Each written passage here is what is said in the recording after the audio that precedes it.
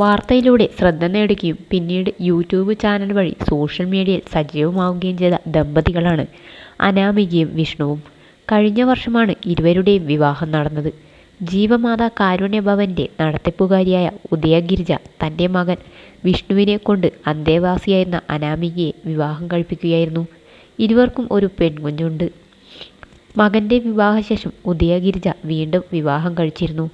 മക്കളുടെ പിന്തുണയോടുകൂടിയായിരുന്നു ഉദയ ഗിരിജ വീണ്ടും വിവാഹം കഴിച്ചത്. അടുത്തിടെ അമ്മ ഗർഭിണിയാണെന്നത് വിഷ്ണു അറിയിച്ചിരുന്നു. എന്നാൽ ഈ വീഡിയോയിൽ അനാമിക ഇല്ലാത്തതിനെപ്പറ്റി ചോദ്യങ്ങൾ ഉയർന്നിരുന്നു.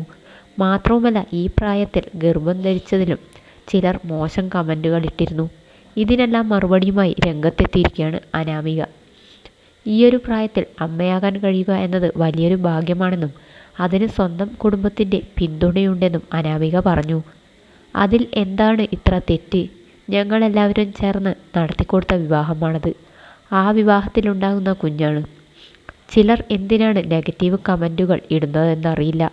വീഡിയോയിൽ എന്നെ കാണാത്തതിനെ തുടർന്നും നിരവധി ചോദ്യങ്ങൾ കണ്ടു. അമ്മ ഗർഭിണിയാണെന്ന വിവരം എന്നെ അറിയിച്ചിരുന്നു. പക്ഷേ ആ വീഡിയോ എടുത്ത അന്ന് പോകാൻ പറ്റിയില്ല. വേറൊരു ഹാപ്പി ന്യൂസ് ഉണ്ട്. എല്ലാം നന്നായി പോയാൽ ആ വിവരം വഴിയെ നിങ്ങളെ അറിയിക്കുന്നതായിരിക്കും. അക്കാരണം കൊണ്ടാണ് അന്ന് പോകാൻ പറ്റാത്തത്. സ്കാനിങ്ങിനും മറ്റു കാര്യങ്ങൾക്കുമൊക്കെ അമ്മയുടെ കൂടെ പോകാൻ പറ്റണേയെന്ന് പ്രാർത്ഥിക്കുന്നു. തന്നെ തിരക്കിയുള്ള അന്വേഷണങ്ങൾക്ക് നന്ദിയെന്നും അനാമിക പറഞ്ഞു.